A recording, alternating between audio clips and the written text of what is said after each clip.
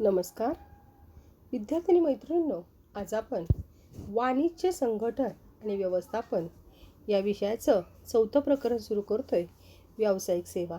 आता सर्वप्रथम आपण व्यावसायिक सेवा म्हणजे काय हे पाहणार आहोत. आपण 11वीला वाणिज्याची व्याख्या पाहिली होती. व्यापार आणि व्यापाराला मदत करणारी अनुषंगिक सेवा साधनं याला व्यावसायिक सेवा असं म्हणतात. आता याच्यामध्ये व्यापार आणि व्यापाराला मदत करणारी अनुषंगिक सेवा साधनं कोणकोणती आहेत याची डिटेल्स माहिती आपण या प्रकरणामध्ये पाहणार आहोत. बघा, पुन्हा एकदा सांगते, आपण 11वीमध्ये व्याख्या पाहिली होती. वाणिज्य म्हणजे काय? वाणिज्य म्हणजे व्यापार व व्यापाराला मदत करणारी अनुषंगिक सेवा साधनं याला वाणिज्य असं म्हणतात. आता वाणिज्य त्याच्यामध्ये काय येतं? बँका, विमा, वाहतूक, संदेशवहन आणि गोदाम ही व्यवसाय आणि व्यवसायाला मदत करणारी अनुषंगिक सेवा साधनं आहेत. तर आपण या प्रकरणामध्ये ती अनुषंगिक सेवा साधनं आहे याची डिटेलमध्ये माहिती पाहणार आहोत. तत्पूर्वी आपल्याला व्यावसायिक सेवा म्हणजे काय हे पाहणं गरजेचं आहे. बघा, आता व्यावसायिक सेवा म्हणजे काय? विक्री किंवा वस्तूच्या विक्री संदर्भात देण्यात येणाऱ्या कृती, फायदे किंवा समाधान. व्यावसायिक सेवा म्हणजे काय? वस्तूची विक्री, वस्तूची विक्री संदर्भात देण्यात येणाऱ्या कृती, फायदे किंवा समाधान याला व्यावसायिक सेवा असं म्हणतात. म्हणजे आपण वस्तूची विक्री करतो, वस्तूचं उत्पादन करतो, वस्तूची विक्री करतो आणि वस्तूची विक्री करत असताना त्या विक्रीतून ग्राहकांना फायदे होतात किंवा ग्राहकांचे समाधान होते. ह्या समाधानासाठी दिल्या जाणाऱ्या ज्या सेवा आहेत त्याला व्यावसायिक सेवा असं म्हटलं जातं.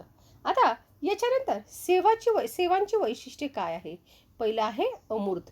सेवा ही अमूर्त आहे. अमूर्त म्हणजे जी जिवंत नाही, जिला आपण स्पर्श करू शकत नाही, जी आपण डोळ्यांनी बघू शकत नाही, पण त्या जरी स्पर्श करू शकत नसलो, बघू शकत नसलो तरी सुद्धा ती सेवा मिळते. आता उदाहरणार्थ, आपण बँकेत जातो, बँकेत पैसे भरतो, बँकेतून पैसे काढतो, बँकेमध्ये लॉकर्स आहे, बँकेमध्ये आपण NEFT करतो, RTGS करतो. बँक आपल्याला दिसत नाही, बँक आपल्याशी बोलत नाही, बँकेला आपण स्पर्श करू शकत नाही, पण बँकेतून आपल्याला सेवा मिळते. त्याला काय म्हटलं जातं? अमूर्त सेवा. वाहतूक आपण बघू शकतो का? त्याचे आपण स्पर्श करू शकतो का? वाहतुकीशी बोलू शकतो का? पण वाहतुकीच्या साधनांच्या द्वारे एका ठिकाणाहून आपण दुसऱ्या ठिकाणी जाऊ शकतो. म्हणजे सेवेचं पहिलं वैशिष्ट्य आहे, सेवा अमूर्त स्वरूपाची आहे. जी अमूर्त स्वरूपाची म्हणजे ती भौतिक आहे, जिला आपण स्पर्श करू शकत नाही किंवा जिला आपण पाहू शकत नाही. पाहतोय आपण सेवाची वैशिष्ट्ये. पहिलं वैशिष्ट्य आहे अमूर्त. सेवा ही भौतिक उत्पादन नाही जी स्पर्श केली किंवा पाहिली जाऊ शकते. खरेदीदार किंवा प्राप्तकर्त्याकडनं सेवा अनुभवली जाऊ शकते. सेवामध्ये भौतिक स्वरूपाचा अभाव असतो आणि म्हणून त्या अमूर्त असतात. अमूर्ततेमुळे सेवा वस्तूसारख्या दर्शविल्या जाऊ शकत नाही आणि म्हणून सेवा प्रदात्यांनी वेळेवर दर्जेदार सेवा म्हणून ग्राहकांना चांगला प्रभाव निर्माण केला पाहिजे. मी तुम्हाला आत्ताच सांगितलं, साध्या शब्दात जर सांगायचं झालं तर सेवा या भौतिक स्वरूपाच्या आहेत, ज्याला आपण स्पर्श करू शकत नाही, पाहू शकत नाही, परंतु खरेदीदार आणि प्राप्तकर्त्याकडनं ती अनुभवली जाऊ शकते. ती भौतिक स्वरूपाची आहे. त्या सेवेपासून म्हणजे त्या सेवेमुळं ग्राहकांना दर्जेदार सेवा मिळते आणि ग्राहकांवर त्याचा चांगला प्रभाव पडतो. मी तुम्हाला आत्ताच बँकेचं उदाहरण सांगितलं. आपण बँकेत जातो, पैसे ठेवतो, पैसे काढतो, चेक भरतो, लॉकर्समध्ये आपण दागिने ठेवतो, सगळ्या गोष्टी करतो, पण बँक आपल्याला ना दिसते, ना आपल्याशी बोलते, ना आपण स्पर्श करू शकतो. फक्त बँकेची बिल्डिंग दिसते. जसं माणूस आपल्याला दिसतो, आपल्याशी बोलतो, आपण त्याला स्पर्श करू शकतो, तशी बँक आपल्याला दिसत नाही. फक्त बँकेची बिल्डिंग दिसते. परंतु बँकेपासून आपल्याला अनेक प्रकारच्या सेवा मिळतात आणि त्याचा चांगला प्रभाव मानवावर निर्माण होतो. म्हणून सेवा ह्या अमूर्त स्वरूपाच्या आहेत. दुसरं आहे अविभाज्य. दुसरं वैशिष्ट्य आहे अविभाज्य. सेवांचे वैशिष्ट्य म्हणजे सेवा आणि प्रदाता विभक्त करणे शक्य नाही. ग्राहकांना सेवा देण्याच्या वेळी सेवा प्रदात्याची उपस्थिती असते. सेवांच्या बाबतीत उत्पादन आणि वापर एकाच वेळी होतो. आता अविभाज्य याचा साध्या शब्दाचा अर्थ काय सांगायचं झालं तर सेवा ह्या अविभाज्य करू शकत नाही. म्हणजे ग्राहकांना सेवा देत असताना कुठल्याही सेवेला कमी महत्त्व आहे असं नाही. सेवा ग्राहकापासून आपण बाजूला करू शकत नाही, म्हणजे विभक्त करणं शक्य नाही. ज्या वेळेला ग्राहकांना सेवा द्यावी लागते त्यावेळेला सेवा प्रदात्याची उपस्थिती असते. सेवाच्या बाबतीत उत्पादन वापर एकाच वेळी होतो, म्हणजे सेवा ह्या अविभाज्य होऊ शकत नाही. सेवेची उपस्थिती असणं अतिशय गरजेचं आहे. सेवा द्याव्याच लागतात, त्याच वेळेला ग्राहकांना समाधान मिळतं, म्हणून सेवा ह्या अविभाज्य आहेत. तिसरं वैशिष्ट्य आहे विसंगती. सेवा वैविध्यपूर्ण आहेत. सेवाचे परिपूर्ण मानकीकरण होऊ शकत नाही. जसे सेवा प्रदात्यासारख्या राहिल्या तरीही सेवाची गुणवत्ता वेळोवेळी भिन्न असू शकते. उदाहरणार्थ, समान उपग्रहात दोन व्यक्तींना भिन्न अनुभव देऊ शकतात. विसंगती म्हणजे सेवा ह्या वैविध्यपूर्ण असतात. आता सेवा देणारी व्यक्ती काय आहे, सेवा देणारी म्हणजे सेवा ही व्यक्ती देऊ शकते, त्यामुळे वेगवेगळ्या व्यक्तीला वेगवेगळी विसंगती किंवा वैविध्यपूर्ण अनुभव येऊ शकतात. आता साध्या शब्दात जर सांगायचं म्हटलं तर एखादा व्यक्ती दोन व्यक्ती एकाच हॉटेलमध्ये गेले, समान उपग्रहात गेले, तर ज्या वेळेला तो एखादा व्यक्ती त्या उपग्रहात गेला असेल त्यावेळेला तिथे त्याला चांगल्या पद्धतीची सेवा मिळू शकते. म्हणजे त्या वेटरचा मूड चांगला असेल, ग्राहकाचा त्या हॉटेलच्या मालकाचा मूड चांगला असेल, तो त्याच्याशी चांगला बोलेल. पण एखाद्या वेळेस त्याचा मूड बिघडला असेल, तो त्याच्याशी वाईट वागेल, तर तो म्हणेल की ते हॉटेल चांगलं नाही, पण दुसरा माणूस म्हणेल नाही हॉटेल चांगले. आता आणखी एक उदाहरण आपण बघूया. हॉटेलच्या ऐवजी आपण बँकेचं उदाहरण बघूया. बँकेत म्हणा, आता बँकेत गेल्यानंतर एखाद्या व्यक्तीला एखादा बँकेचा कर्मचारी अतिशय चांगल्या पद्धतीने वागणूक देईल, त्याला सगळी माहिती देईल किंवा त्याची स्लिप भरून देईल सगळं. पण एखाद्या वेळेस तो इतका चिडेल की तुम्ही स्लिप घ्या, तुम्ही भरा, आणि तो माणूस फार खडूस आहे. तो ह्या माणसाला चांगली वागणूक मिळाली, हा माणूस म्हणेल तो माणूस फार चांगला आहे. ह्या व्यक्तीला वाईट वागणूक मिळाली, म्हणेल अजिबात चांगला नाही. म्हणजे सेवा ह्या याच्यामध्ये विसंगती असते. सेवा प्रदात्याला सारख्या स्वरूपाच्या दिल्या जाऊ शकत नाहीत. वेगवेगळ्या वेळोवेळी त्या भिन्न स्वरूपाच्या असतात. प्रत्येक व्यक्तीला वेगवेगळा अनुभव येऊ शकतो. सेवा ह्या सारख्या स्वरूपाच्या दिल्या जात नाहीत, त्याच्यामध्ये विसंगती असते. पुढचं चौथं वैशिष्ट्य आहे नाशवंत. सेवा ह्या नाशवंत याचा अर्थ सेवा साठवणं शक्य नाही. त्या नाशवंत आहेत, त्या नाश पावतात. म्हणजे समजा एखादा व्यक्ती कामावर हजर राहिला नाही तर दुसऱ्या दिवशी कामावर हजर राहिल्यावर 2 दिवसाचं काम तो एकाच वेळी करू शकत नाही. सेवा ह्या नाशवंत आहेत. बघा, आपण पाहतोय नाशवंतपणा. सेवेचे उत्पादन आणि वापर अविभाज्य आहे, कारण सेवाचे संग्रहण शक्य नाही. सेवा एक अमूर्त व्यवहार असल्याने त्याची यादी होऊ शकत नाही. वस्तूप्रमाणे ते भविष्य काळातील विक्रीसाठी संग्रहित केल्या जाऊ शकत नाहीत. विमान कंपनी सकाळच्या फेरीतील विमानाच्या रिक्त जागाचा वापर त्याच विमानाच्या दुपारच्या फेरीमध्ये करू शकत नाही. तर बघा, इथं त्यांनी काय सांगितलं, वेगळ्या पद्धतीने उदाहरण दिलेलं आहे. सेवा ह्या नाशवंत पद्धतीच्या आहेत. आता समजा 8 वाजता एखादी फ्लाईट आहे, त्या फ्लाईटमध्ये 50 सीटच्या ठिकाणी 20 सीट भरल्या, 30 सीट रिकाम्या झाल्या, तर विमानाची ती फेरी अशी म्हणू शकते की दुसऱ्या फेरीच्या वेळेला मी 30 सीट रिक्त करेल. कारण दुसरी फेरीची जेव्हा सेवा दिली जाईल तेव्हा ती वेगळ्या वेळी दिली जाईल. म्हणून सेवा ह्या साठवून ठेवू शकत नाहीत, त्याची यादी करता येत नाही, त्या भविष्य काळासाठी संग्रहित केल्या जाऊ शकत नाहीत. त्या नाशवंत आहेत. ज्या वेळेला सेवेचा वापर सेवा घेतली जाईल त्यानंतर ती नाश पावते, ती साठवता येत नाही. पुढचं आहे अहस्तांतरणीय. वस्तूसारख्या सेवा हस्तांतरणीय नसतात. सेवांची मालकी सेवा प्रदात्याकडनं ग्राहकाकडनं हस्तांतरित केली जाऊ शकत नाही. उदाहरणार्थ, ग्राहक हॉटेलमधील खोली आरक्षित करू शकतो, परंतु खोलीची मालकी हॉटेल मालकाचीच राहते. हस्तांतरणीय सेवा हस्तांतरणीय आहेत, त्या हस्तांतर करू शकत नाही. म्हणजेच सेवा प्रदात्याकडनं ग्राहकाकडे हस्तांतरित केली जात नाही.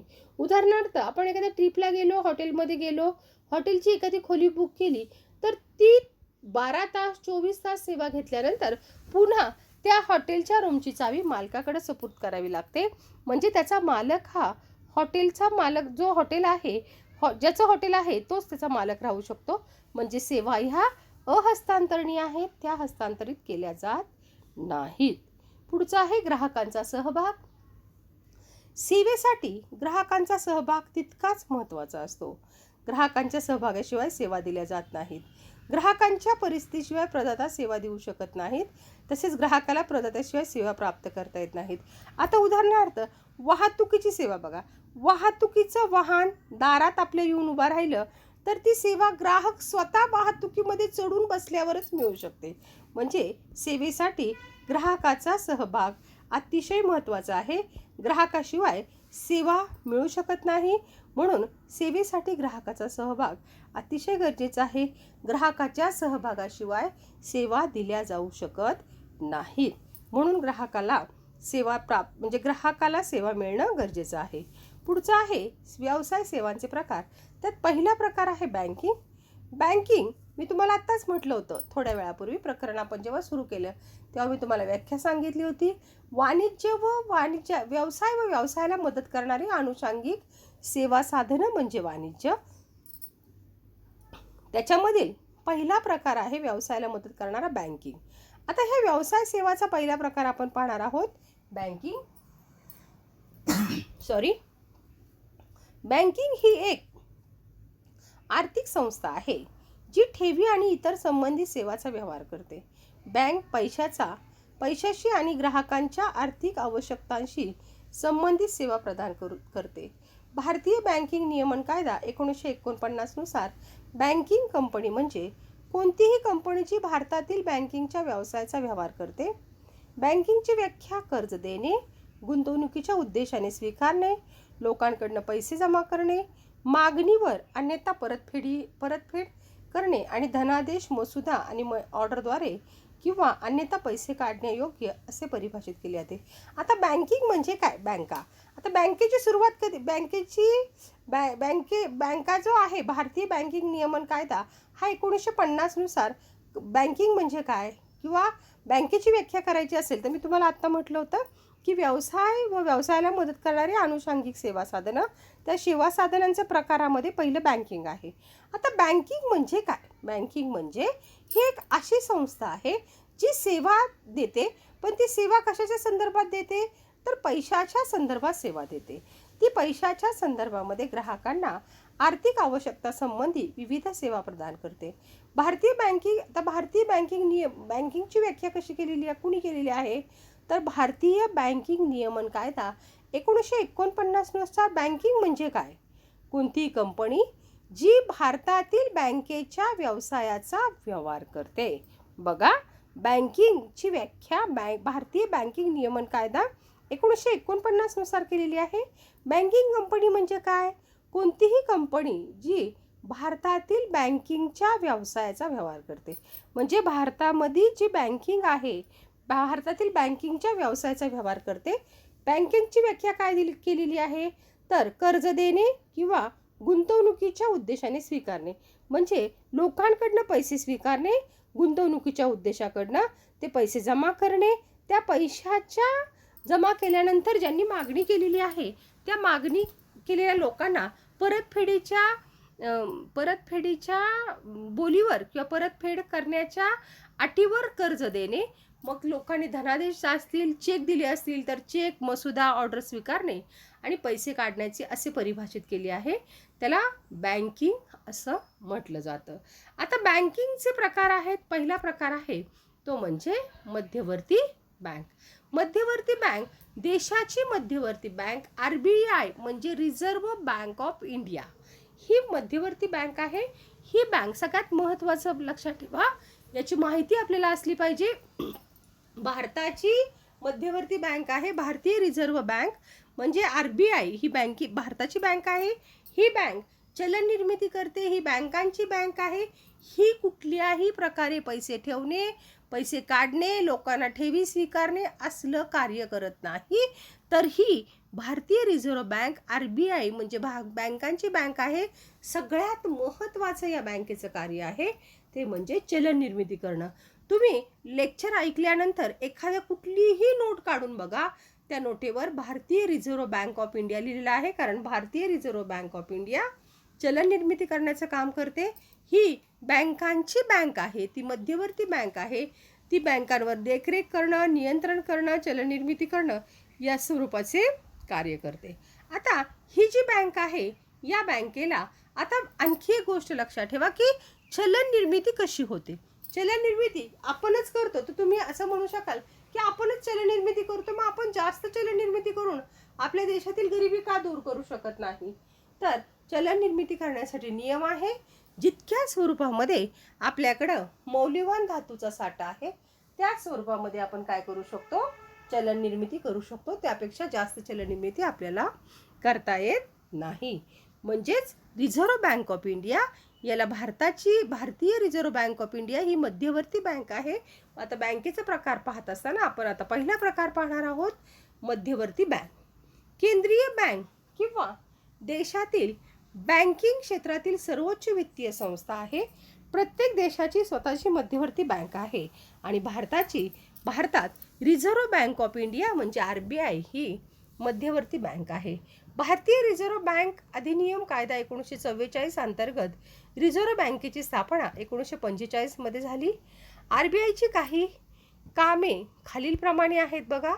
देशासाठी आर्थिक धोरण ठरवणे, म्हणजे देशाचे पैशाविषयीचं आर्थिक धोरण ठरवणे, चलन निर्मिती, नोटा जारी करणं किंवा छापणं, सरकारसाठी बँकर म्हणून काम करणं, भारतातील व्यावसायिक व इतर बँकाची शिखर बँक म्हणून कार्य करणं. आताच मी तुम्हाला सांगितलं की प्रत्येक देशाची मध्यवर्ती बँक असते, तशी भारताची मध्यवर्ती बँक आहे भारतीय रिझर्व्ह बँक म्हणजे RBI. ती बँक जी आहे ती काय करते, तर देशाचं आर्थिक धोरण ठरवते. ती बँकांची बँक आहे. बँकांवर देखरेख करते, नियंत्रण करते, देशाचं आर्थिक धोरण ठरवून देशाचं आर्थिक धोरण नियंत्रित करते, चलनी नोटा छापते, त्याचबरोबर सरकारची बँकर म्हणून कार्य करते आणि भारतातील व्यावसायिक आणि इतर बँकांची ती एक शिखर बँक आहे. ती शिखर स्थानी आहे.